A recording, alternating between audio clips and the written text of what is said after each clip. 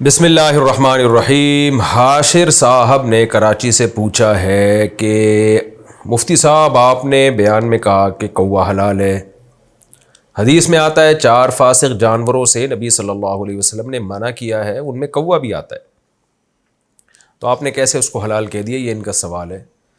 میں نے عام کوے کو حلال نہیں کہا، میں نے کہا تھا کہ کوے کو اگر باندھ کے رکھا جائے، کچھ دن تک اس کو صاف ستھری غذا کھلائی جائے، دانہ کھلایا جائے، تو ہوتا ہے حلال وہ۔ اچھا، یہ میں نے مسئلہ جب بتایا تو بعض فتنہ پرست لوگوں نے بھی مذاق اڑایا، اور کمنٹس میں بھی بعض لوگوں نے بڑا مذاق اڑایا ہوا ہے۔ اور کچھ دن پہلے ایک صاحب آئے لندن سے، کہنے لگے کہ مفتی صاحب کا جب یہ ہم نے بیان سنا اور تو دل بہت بد دل ہو گیا، اور ایک صاحب نے تو یہاں تک کہا، مذاق اس پہ اڑایا کہ واہ واہ، ایک حرام جانور ہے، اسے باندھ کے صاف غذا کھلائیں گے تو وہ حلال ہو جائے گا۔ یہ بھی کمنٹس میں کسی نے مذاق اڑایا ہوا تھا۔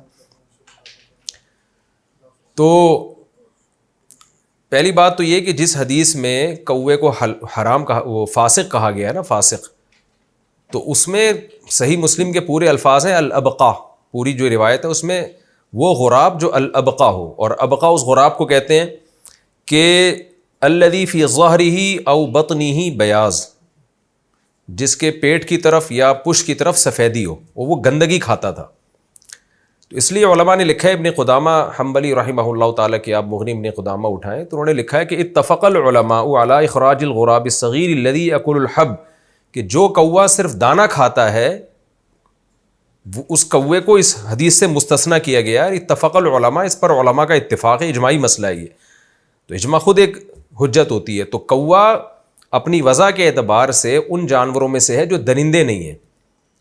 مثال کے طور پر میں اگر کسی سے پوچھوں کہ شتر مرغ کھانے کے حلال ہونے کی کیا دلیل ہے، اس طرح بہت سارے حلال پرندے ہیں جن کا ہمیں حدیث میں تذکرہ نہیں ملتا، لیکن ان کو جائز کیوں کہا جاتا ہے؟ اس لیے کہ وہ حلال پرندوں کی جنس میں سے ہیں۔ حلال پرندے کون سے ہوتے ہیں؟ جو چونچ سے کھاتے ہیں، جو چیر پھاڑ نہیں کرتے، وہ پرندے حلال ہوتے ہیں۔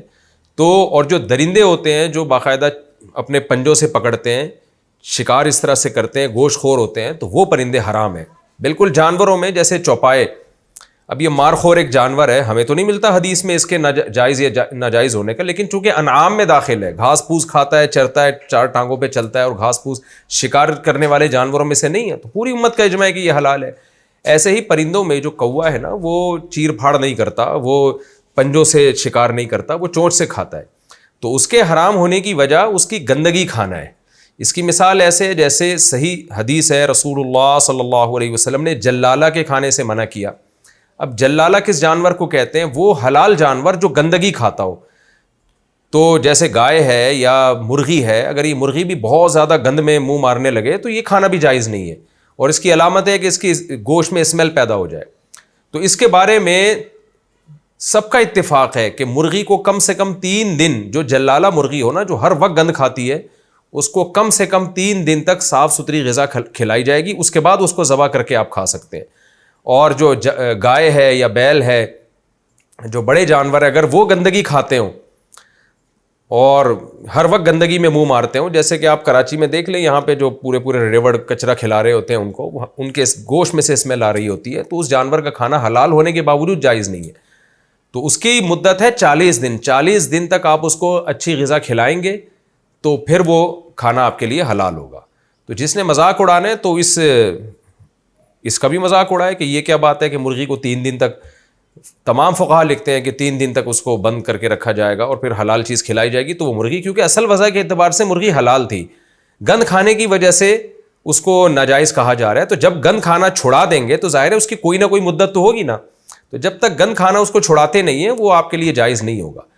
تو یہی اصول کوے پر بھی صادق آتا ہے، اور یہی اصول ہر اس جانور پہ صادق آتا ہے جو گندگی بہت زیادہ کھاتا ہو اور اس کے گوشت میں اسمیل پیدا ہو چکی ہو۔ تو اپنی اصل وضع کے اعتبار سے ایک چیز جائز ہوتی ہے، کسی عارضے کی وجہ سے ناجائز ہو جاتی ہے۔ رہا یہ مسئلہ، لوگ اس پر بھی اعتراض کرتے ہیں کہ پھر کوے کھانا شروع کر دو، تو ہمارے پاس بہت ساری چیزیں کھانے کی دوسری ہیں، ہمیں ضرورت نہیں ہے کہ ہم کووں کو باندھ کے ڈڑبوں میں حلال کھلائیں اور پھر اس کا گوشت کھائیں۔ حلال بہت سارے اور جانور بھی ہیں، لیکن انسان کو طبی طور پر ان کی طرف میلان نہیں ہوتا، اس لیے کھاتا نہیں ہے۔ وہ آپ بتائیں، طوطا بھی کھانا حلال ہے، طوطے کے ناجائز ہونے کی ہمارے پاس کوئی دلیل نہیں ہے، لیکن کبھی کسی کو دیکھا آپ نے طوطے کی بریانی پکا کے کھا رہا ہو یا طوطے بنا کے کھا رہا ہو؟ کوئی بھی نہیں کھاتا، اس لیے کہ عام طور پر ان چیزوں کا رواج نہیں ہے۔ تو ہر حلال چیز کھانے کی ترغیب نہیں ہے شریعت میں۔ تو طوطا ہے، اور کچھ جانور ایسے ہیں جو حلال ہیں لیکن نہ نہیں کھاتے ہم، نہ اس کا ہمارے یہاں رواج ہے، اس سے اس کی طرف انسان کی طبیعت مائل نہیں ہوتی. دیکھیں کمپنی جب نئے نئے جوس لے کر آتی ہے نا مارکیٹ میں، یا نئی پروڈکٹ کھانے کی، تو پہلے ٹیسٹ گین کرواتی ہے، فری میں بانٹ رہی ہوتی ہے تاکہ لوگوں کو اس کے کھانے کی عادت پڑے. اس کے بعد جب عادت پڑتی ہے تو لوگ کھانا شروع کرتے ہیں. تو بہت سی حلال چیزیں ایسی ہیں جو ہیں حلال لیکن نہیں کھاتے لوگ، اس کو رواج نہیں ہے کھانے کا. تو یہ کوا بھی ایسے ہی ہے. ویسے بھی کوا اتنے گند بلا کھا رہا ہوتا ہے کہ اس کا ویسے بھی ہمارے معاشرے میں رواج نہیں ہے، اور نہ ہی ہو تو اچھا ہے، کیونکہ کوے کو آپ افورڈ نہیں کر سکتے. کوا ماریں گے پوری قوم آپ کے پیچھے پڑ جائے گی کووں کی.